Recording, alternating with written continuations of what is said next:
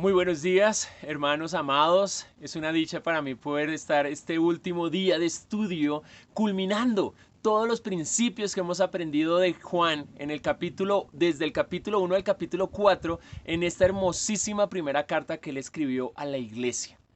Entonces, demos gracias a Dios por este tiempo, demos gracias a Dios por la oportunidad que se nos dio de durante toda esta semana estar aprendiendo a estudiar la Biblia con este método, pero más que eso es poder haber aplicado estas herramientas del método inductivo al estudio de esta hermosa carta.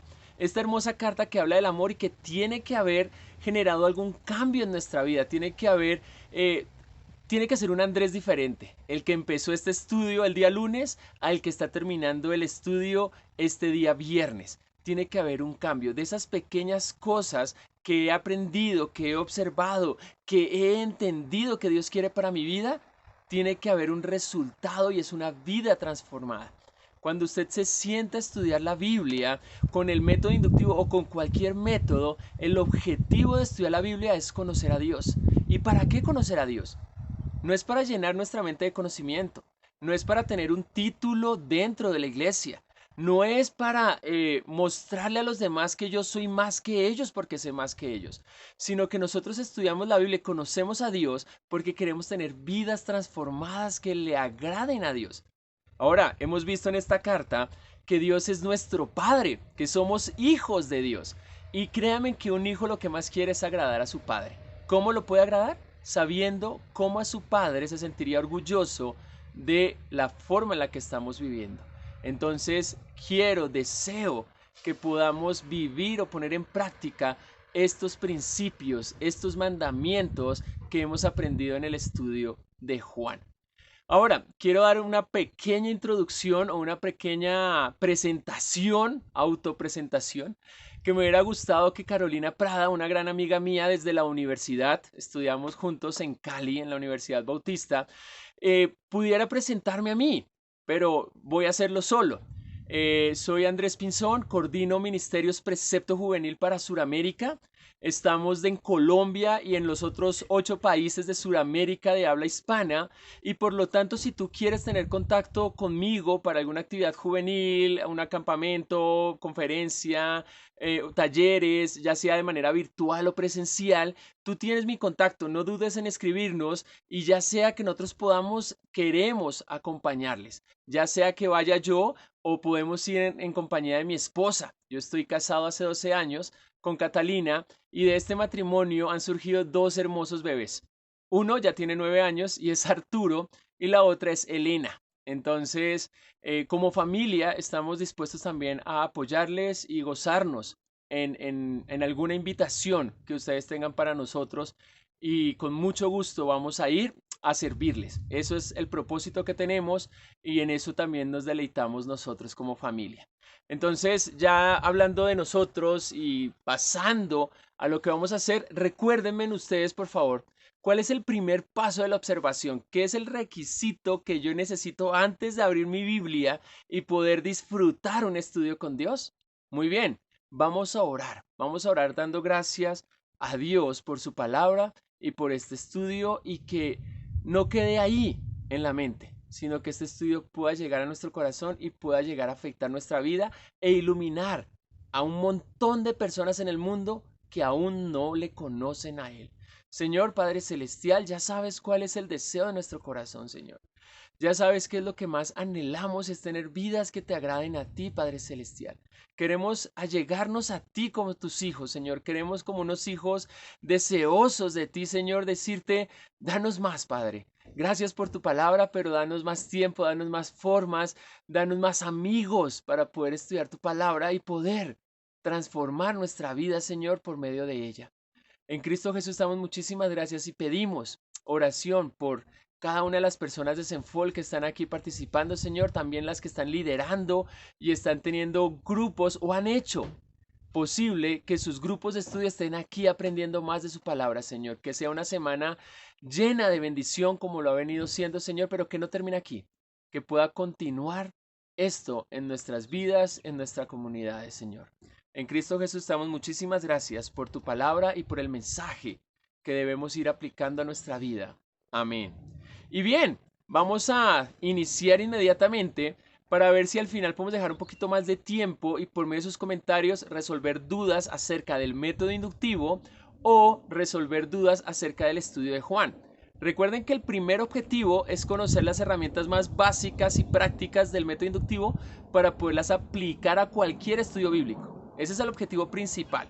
El segundo propósito es que como estamos usando estas herramientas en la carta de Juan, pues de paso estamos estudiando Juan, estamos observando, estamos interpretando y estamos llevando aplicaciones a nuestra vida. Pero el propósito uno es aprender el método.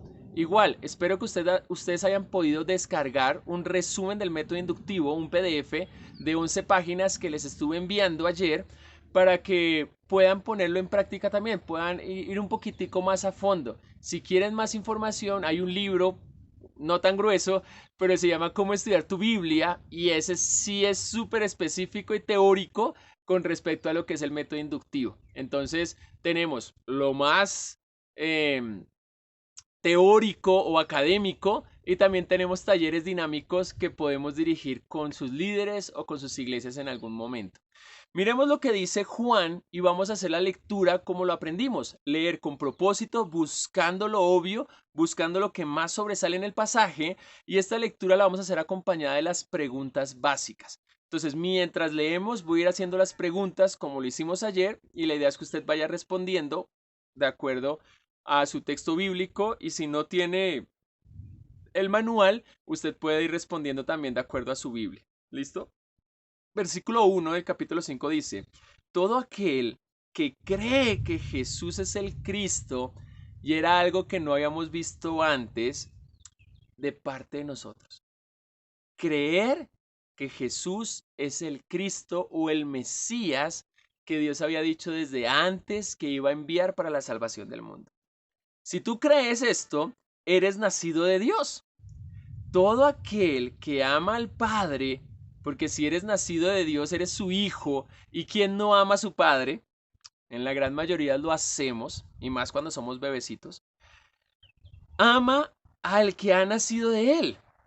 Eso quiere decir que si yo amo a Dios por la obra que Dios hizo de enviar a su Hijo para mi salvación, para mí quitarme los pecados y permitirme tener una relación con Él, y amo a Dios, pues también debo amar a Jesús.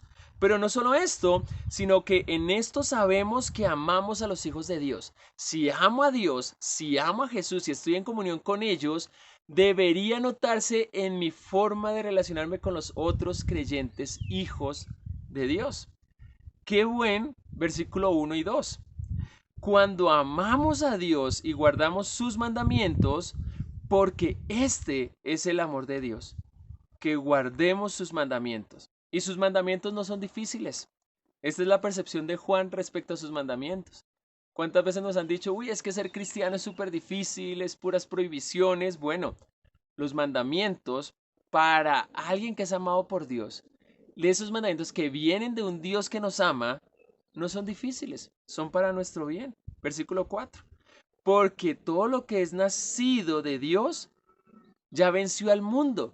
Entonces puede que sean difíciles para los del mundo, pero una vez que tú naces de Dios, creyendo en Jesucristo como tu Señor y Salvador, esos mandamientos ya no son difíciles para nosotros.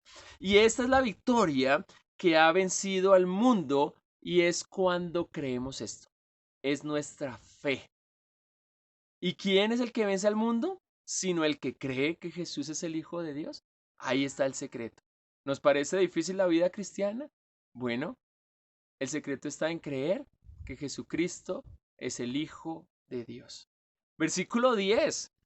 El que cree en el Hijo de Dios tiene el testimonio en sí mismo.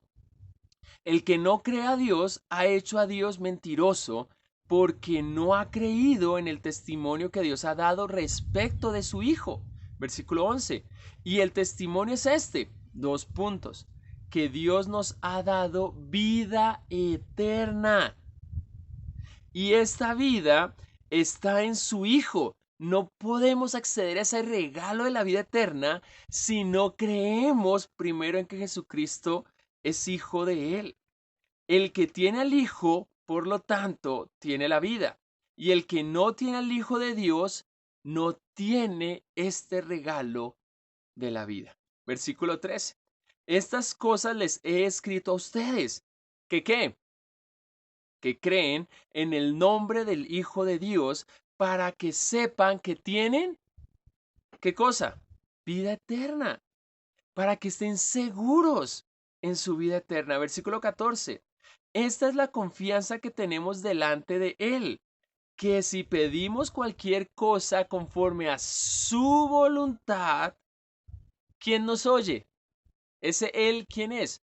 Muy bien, Dios. Y si sabemos que Él nos oye en cualquier cosa que pidamos, sabemos que tenemos las peticiones que le hemos hecho. Uf, tengo mil cosas que decir respecto a este versículo. Versículo 16.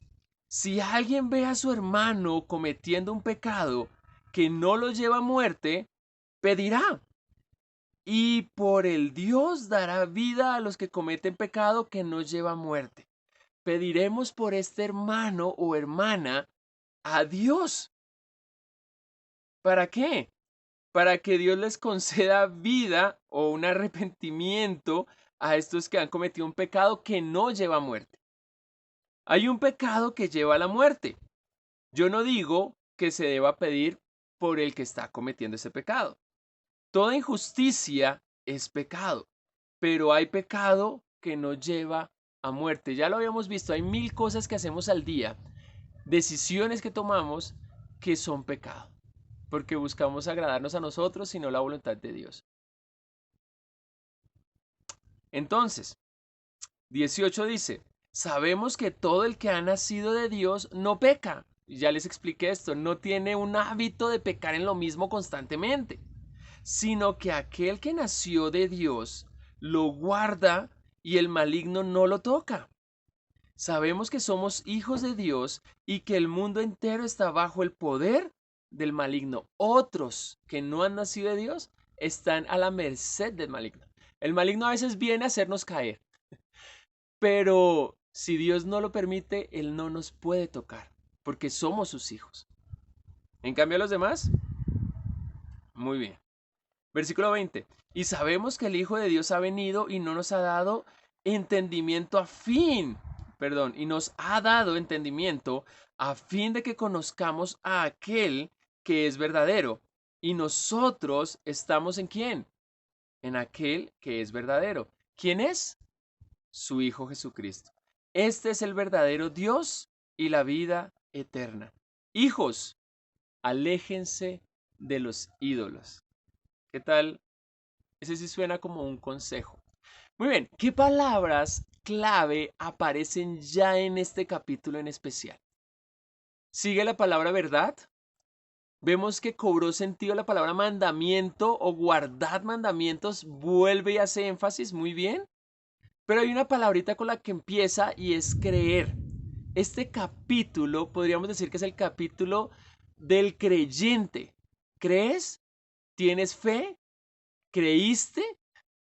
Esta palabra clave la vamos a marcar en una nube, creer. Vamos a hacer una nube sobre creer, ¿listo? Cuando veamos mandamientos lo vamos a encerrar en en un óvalo. Vamos a encerrar mandamientos en un óvalo, por favor. Todo lo que sea respecto a los mandamientos de Dios. Y la otra palabrita que les dije, ¿cuál es?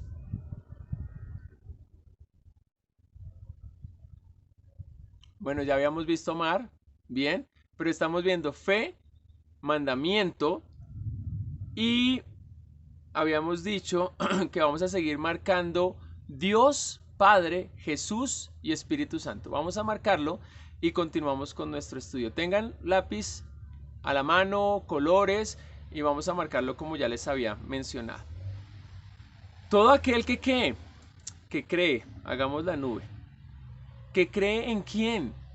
En Jesús. ¿Qué pasa con este? Que es nacido ¿de quién? De Dios. Esa primera frase marcamos tres palabras. Creer, Jesús y Dios. todo aquel que ama al Padre, hagamos un corazoncito sobre ama, como lo habíamos hecho antes, y Padre, hagamos un triángulo como Dios. Ama al que ha nacido de él. Ama, corazón, al que ha nacido. ¿Quién es el que ha nacido? Ese ha nacido se refiere a Jesús y ese él es Dios. Versículo 2. En esto sabemos que amamos a los hijos de Dios. Amamos de nuevo corazón y a los hijos de Dios son los demás creyentes. ¿Qué? ¿Qué creyeron? Al igual que cada uno de nosotros. Por eso es que dicen que cuando tú crees en Jesucristo, vienes a ser parte de la familia de Dios.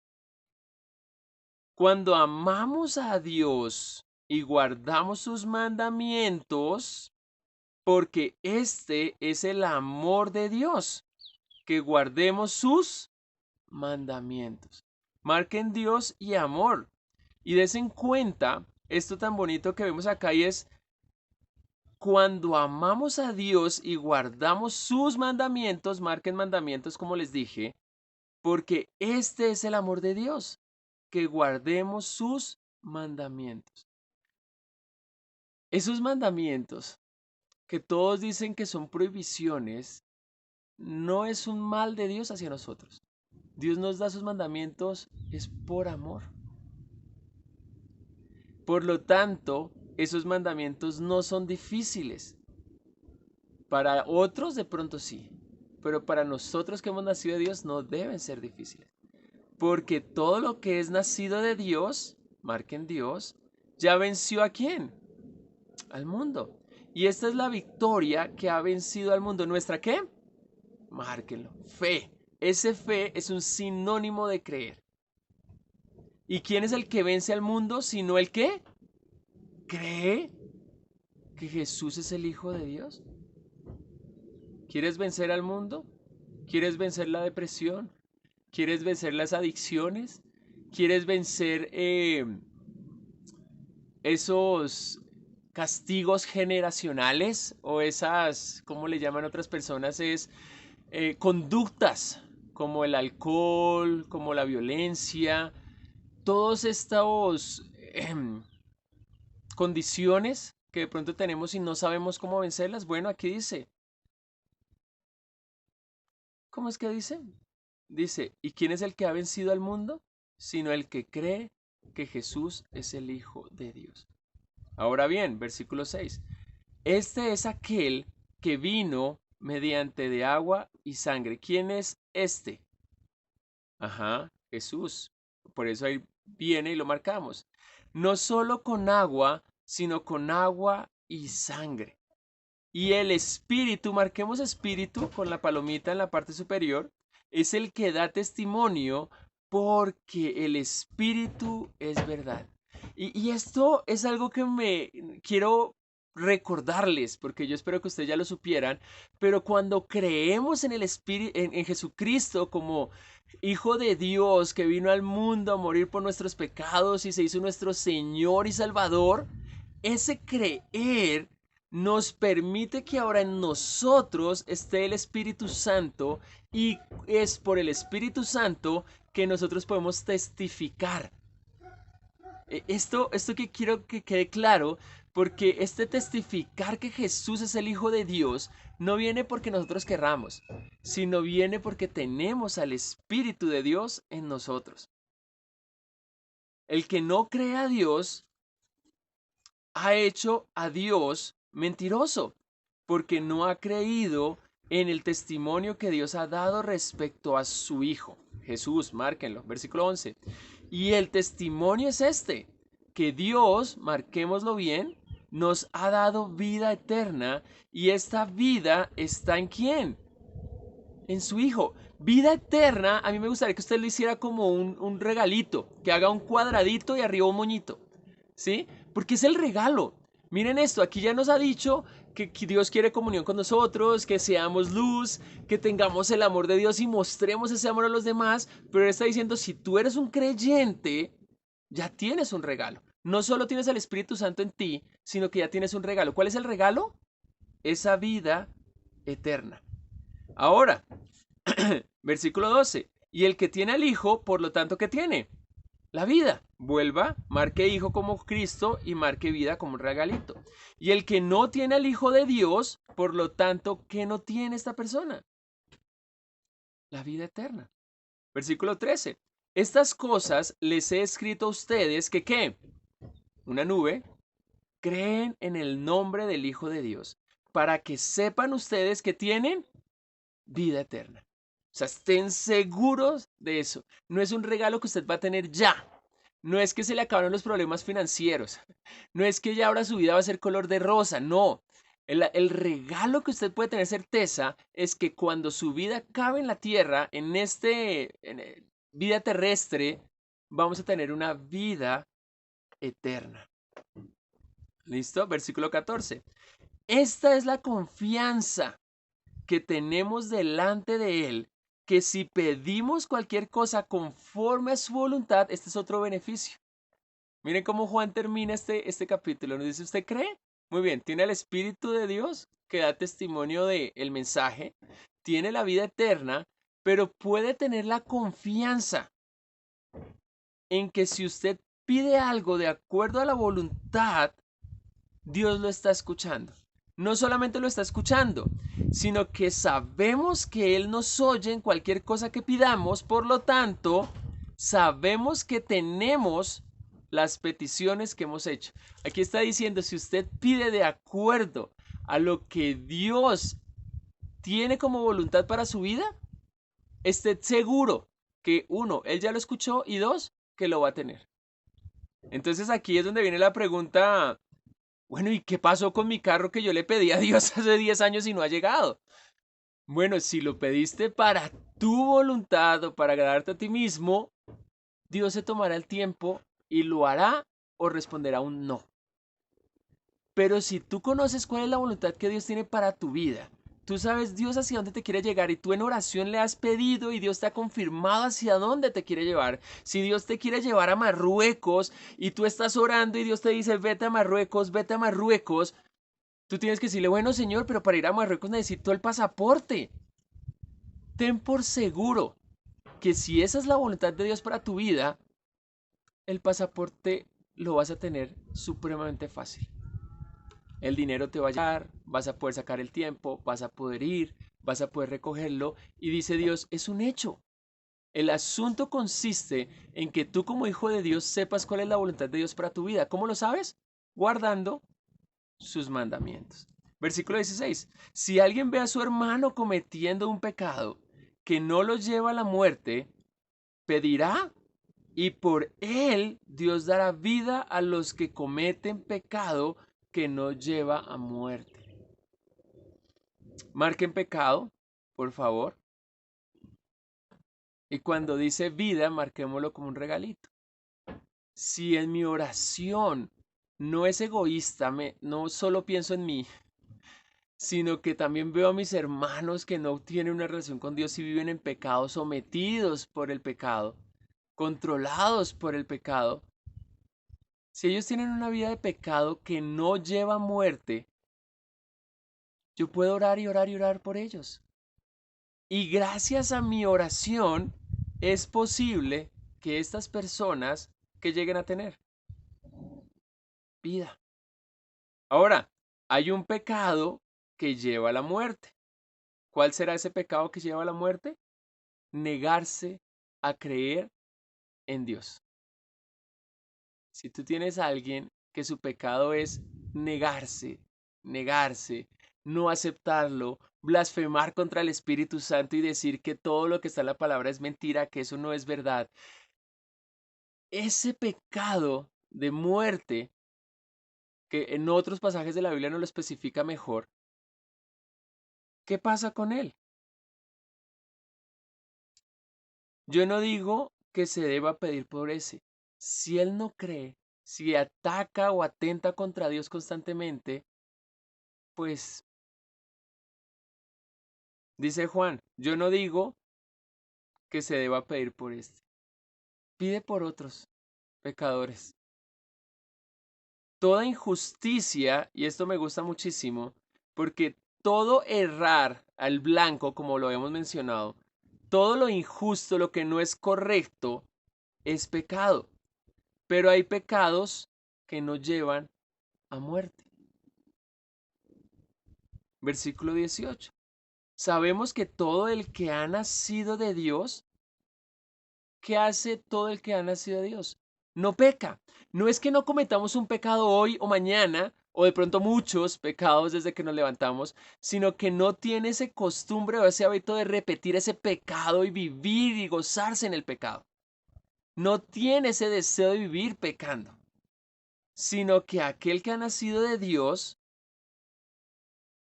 aquel que nació de Dios, lo guarda y el maligno no nos toca. Ahora, no quiere decir que el maligno no nos tiente, sí lo hace, sino que el maligno no nos puede tocar, no nos puede hacer daño. Sabemos que somos hijos de Dios y que el mundo entero está bajo el poder ¿de quién? Del maligno. Todo aquel que no ha nacido de Dios está bajo la potestad o es hijo ¿de quién? Del diablo. Y sabemos que el Hijo de Dios ha venido y nos ha dado entendimiento a fin de que conozcamos a aquel que es verdadero. Y nosotros estamos en aquel que es verdadero. ¿Quién es ese que es verdadero? Márquenlo. Su Hijo Jesucristo. Este es el verdadero Dios y la vida eterna también. Consejo de Juan en el último versículo. Hijos, aléjense de los ídolos. ¿Qué es un ídolo? Un ídolo es toda aquella cosa o persona que ocupe el primer lugar en tu vida antes que Dios. Nos vemos.